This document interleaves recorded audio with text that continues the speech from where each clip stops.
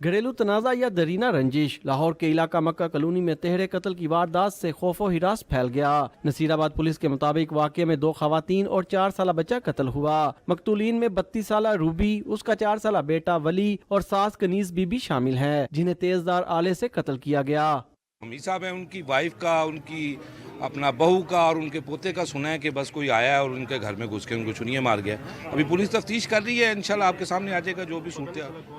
اطلاع ملنے پر پولیس نے جائے وقوع سے شواہد اکٹھے کرتے ہوئے تفتیش شروع کر دی، جبکہ متاثرہ فیملی کے 3 افراد کو بھی حراست میں لے لیا گیا ہے۔ ایس پی ماڈل ٹاؤن کے مطابق تحقیقات میں اصل حقائق واضح ہو جائیں گے۔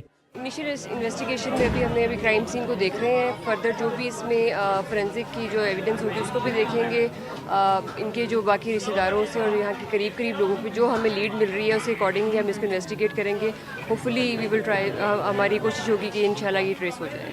پولیس نے تینوں لاشیں تحویل میں لے کر پوسٹ مارٹم کے لیے مردہ خانے بھجوا دیں، جبکہ جلد مقدمہ درج کر کے کارروائی شروع کی جائے گی۔ کیمرامین محمد فاروق کے ساتھ وسیم ریاض، ڈان نیوز، لاہور۔